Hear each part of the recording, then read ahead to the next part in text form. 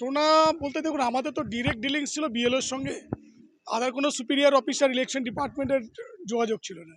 তো আমাদের যে এই প্রবলেম ফেস করাতে আমরা ওনাকেই কন্ট্যাক্ট করেছি, উনি আজকে এসেছেন। মানে আপনারা এখানে কতজন? আমাদের এখানে অ্যারাউন্ড 900 ভোটার প্লাস 900, এই 72 পার্টে ডাকা হয়েছে? হিয়ারিংয়ে ডাকা হয়নি, অফিসিয়ালি কাউকে এখানে নোটিশ করা হয়নি, কিন্তু যে ফর্ম আমরা এই যে লিস্ট দেখতে পাচ্ছি সেখানে মানে 5, hearing list? সেখানে দেখছি প্রায় 558 জনের মতো নো ম্যাপিং হিসেবে দেখানো হচ্ছে। এই তো এতজনের কি বিএলওর ছিলই নাকি না না তারা না না না সবাই দিয়েছিল? হ্যাঁ, গতকাল একটা দেখবেন আপনার একটা রিপোর্টের নিউজ আছে, যেখানে দেখাবেন একজন পেনশন হোল্ডার 30-35 বছর এখানকার স্কুলে চাকরি করেছেন, তার নামও নেই, নো ম্যাপিংয়ে তিনি চলে এসেছেন। এখানে অনেক 80 বছরের উপরে ভোটার আছেন যাদের নো ম্যাপিংয়ে চলে এসেছেন। 70 ইয়ার্স ওল্ড, প্রায় 90 থেকে 100 জনের মতো তারা নো ম্যাপিংয়ে চলে এসেছে। এর জন্য আজকে এবারে যেহেতু বিএলওর হিসেবে ওনার কন্ট্যাক্ট নাম্বার আমাদের কাছে ছিল, একটা কাউন্টার ফর্ম তো আমাদের কাছে আছে, আমরা ওনার সঙ্গে কন্ট্যাক্ট করেছিলাম, উনি এসেছেন আজকে। উনি বারবারই আমাদেরকে বলছেন যে আপনাদের চিন্তার কোনো বিষয় নেই, আমি সমস্ত ব্যাপারটা দেখে নেব। তো আমি বললাম যে আপনাদের এই মুখের কথা তো আশ্বস্ত হওয়ার কিছু নেই, আপনি তাহলে সুপিরিয়র অফিসকে ডেকে পাঠান বা ওনার সঙ্গে আমাদের কথা বলেন। তখন উনি একজনের নাম্বার দিলেন, তার সঙ্গে আমরা কথাও বললাম। তিনি আগামীকাল সময় দিয়েছেন 1টা থেকে 2টোর সময় ফতুল্লাপুর আদর্শ হাই স্কুলে আসবেন।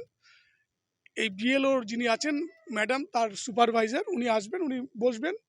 উনি যেটুকু জানিয়েছেন যে যাদের নাম এই যে ইয়েতে আছেন, নো ম্যাপিং আছে, তাদের প্রত্যেককেই হিয়ারিংয়ে পার্টিসিপেট করতে হবে।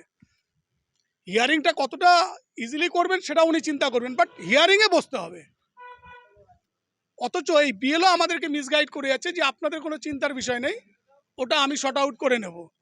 অথচ থানার সুপারিয়র অফিসার বলছে যে না, আপনাকে হিয়ারিংয়ে পার্টিসিপেট করতে হবে, আমরা দেখব যে আমাদের তরফ থেকে যদি আপনারা এখানে বিশেষ সম্প্রদায়ের মানুষের বসবাস বলে কি এটা হলো আপনাদের সঙ্গে?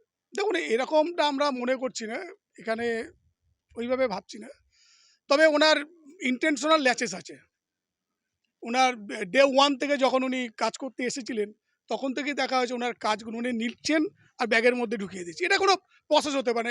উল্টো পার্টিরই 71-এর যিনি ছিলেন, তিনি কত সুন্দর করে কাজ গুছিয়ে, তিনি নিজেই একটা সঙ্গে সঙ্গে ডকুমেন্টসগুলো মিলিয়ে দেখে নিচ্ছেন, কিন্তু এনার সেই কাজে ছিল না, মানে অ্যাবসলিউটলি ইনকম্পিটেন্ট পারসন যাকে দিয়ে এই কাজটা করানো হয়েছে।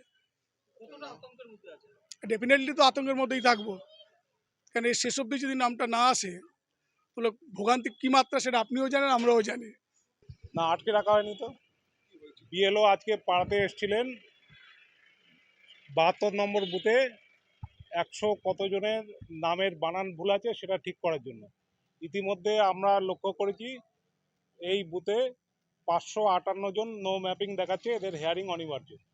আমাদের বক্তব্য ছিল, ভোটারদের সবারই একই বক্তব্য ছিল যে এই সমস্যা যেটা 558 নো ম্যাপিং, এইটা আগে মিটিয়ে তারপরে আপনি অন্যান্য কাজগুলো শুরু করুন। ওনাকে বলা হয়েছে সুপারভাইজার। আপনারা এত লোক যখন এসআইআর এর ফর্ম ফিল আপ করেছিল, তো সেখানে ম্যাপিং তারা দিতে পারেনি? প্রত্যেকে বেশিরভাগেরই ম্যাপিং রয়েছে, প্রায় 98% ম্যাপিং রয়েছে, মানে লিঙ্ক আছে, লিঙ্ক আছে। হয় প্রয়োজনী না হলে সেলফ। তারপরও কি করে বাদ গেল? সেটা বিএলও জানে আর নির্বাচন কমিশন জানে। ব্যর্থতা তাদের, ভোগান্তি সাধারণ মানুষের। আপনারা কি সেই জন্য বিএলওকে এখানটা কিছু বলছেন? এই সমস্যার সমাধান না হলে আমরা বিএলওকে কাজ করতে দেবো কেন, অন্য কাজ করতে দেবো কেন? কি বললো?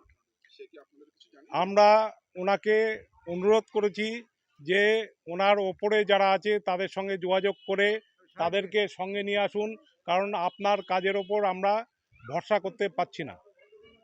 বিএলওর কাজের ওপর আমাদের আর কোনো ভরসা নেই।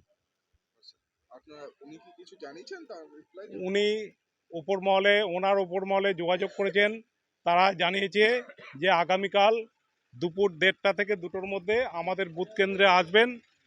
তারা বিএলও এবং পাড়ার কিছু মানুষকে নিয়ে এই ব্যাপারে কিভাবে শর্ট আউট করা যায়, কিভাবে সমাধান করা যায় সেটা নিয়ে আলোচনায় বসবেন।